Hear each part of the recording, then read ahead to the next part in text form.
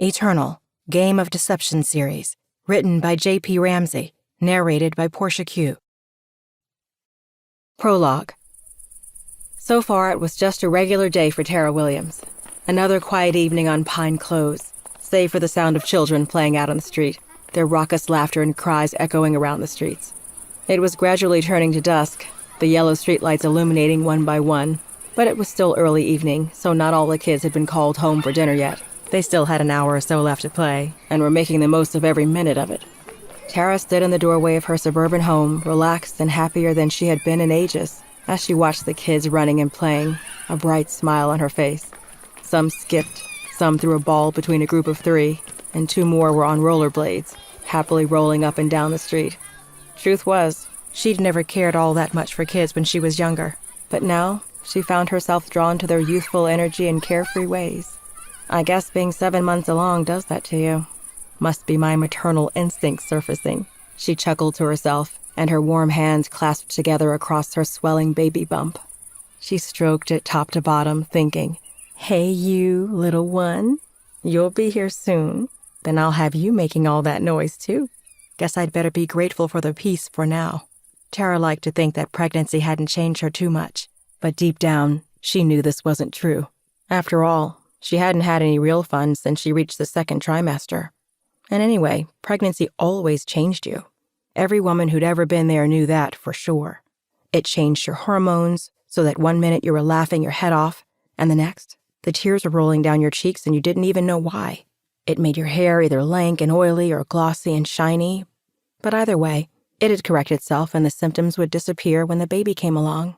At least that's what she had read.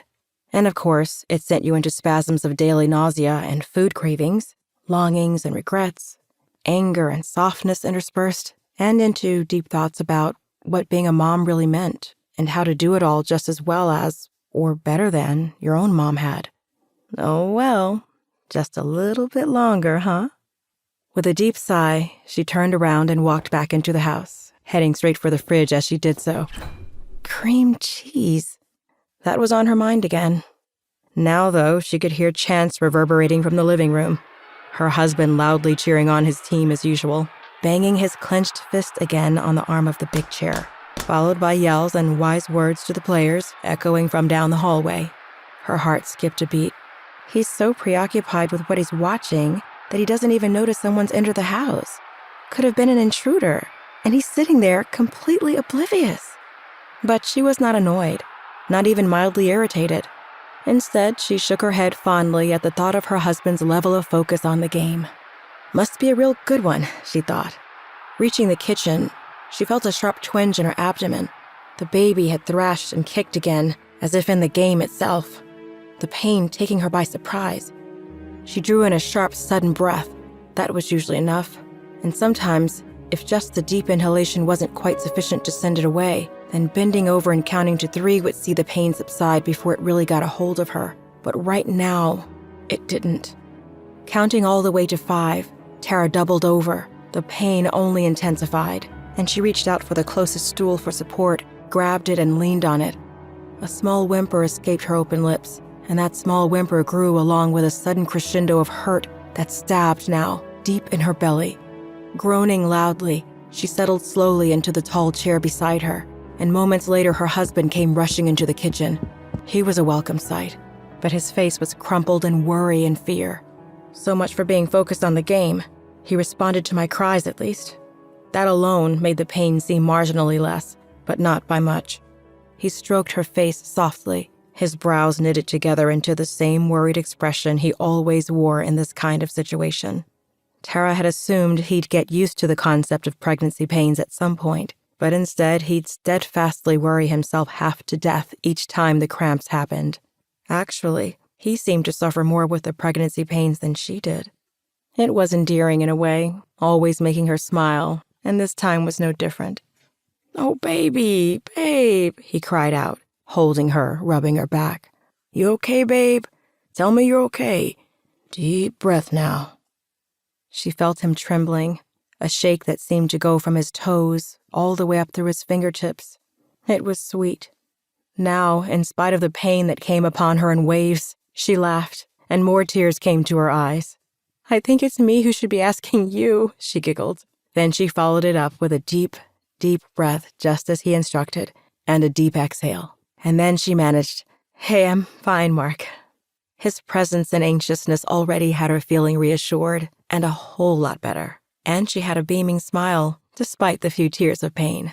"Are you going to come running every time I yawn too loudly?" she joked. "Yes, as a matter of fact, I am.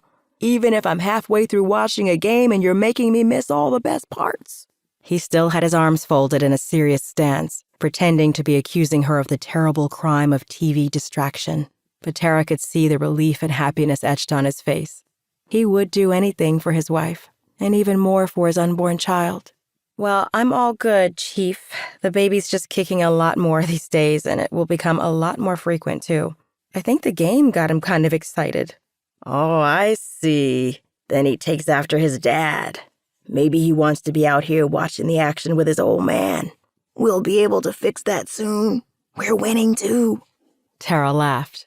"Well, yeah, there'll be plenty of time for that when he's out, don't you think? So keep the noise down, and let's hope he turns over and goes right back to sleep." "Yeah, God willing." The expression on Tara's face changed ever so slightly, and she scowled before turning her attention back to what she'd been doing. It was a minor thing, but her husband picked up on it. "What's wrong, babe? Did I say something off?" "Oh, nothing. It's just..." At that moment, there was an uproar from the TV in the living room, and Mark's attention was immediately repossessed. He gave Tara a pleading look, and she waved him off with a smile. "Go, go," she urged, waving a frivolous hand in that direction. His mind had clearly flitted back to the game anyway. Plus, she'd already insisted he skip cooking dinner tonight so he could watch uninterrupted. She wasn't going to keep him from seeing it no matter what. There'd be no going back on a promise like that. "Go, silly. Dinner will be ready in 30 minutes or so. Sit down and enjoy your game." Mark hurried off with a grateful smile, and Tara returned her attention to her cooking. She could now stand up straight again, and the stomach pains had completely gone, bringing more relief than she realized. She was hungry, too, for a change. The chicken seemed about ready for a lower heat, and she adjusted the settings. Then it happened. As Tara reached for the control panel, the entire world seemed to explode around her. A loud sonic boom resounded, shaking the walls and the floor, bringing dust from the ceiling plaster down into the room, instantly shattering all of the kitchen windows and showering the whole room and Tara with shards of glass and splintered wood.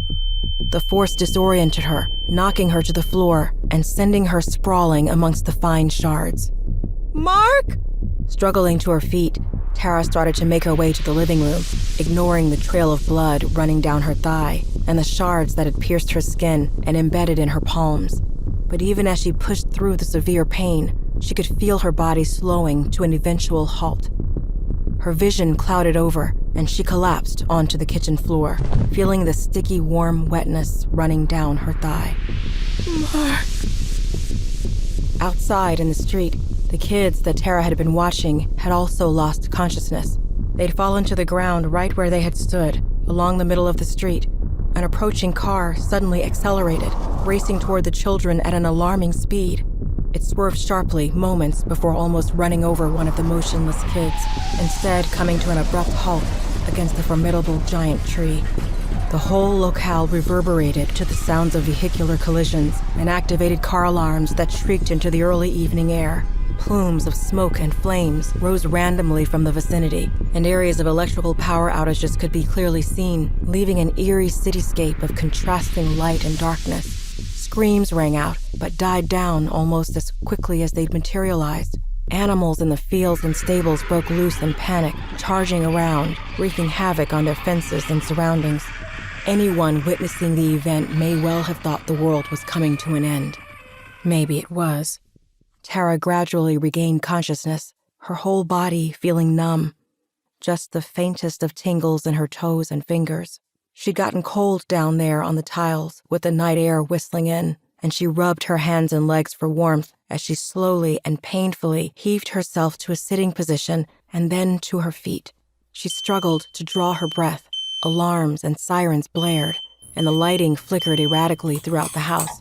She'd managed to avoid the worst of the glass shards, but she was still cut up pretty badly. She'd felt no bad twinges in her belly, and the baby kept kicking around and moving as normal, which made her want to weep with relief. "Sleep tight, baby," she told him silently. "It's all fine. Mama's fine, and it's all gonna be okay." Steadying herself on the kitchen counter, from which she hadn't gotten far before losing consciousness, Tara peered through the fractured window, seeing the sky for the first time since watching the children outside at play. What seemed like only moments before, the sky had been a warm blue with a promise of a spectacular sunset, but now it was a deep, dark red, angry, venomous. What the heck is that? And where is Mark? Recalling the strange events of the last few minutes, she was suddenly gripped with overwhelming uncertainty. "Mark!"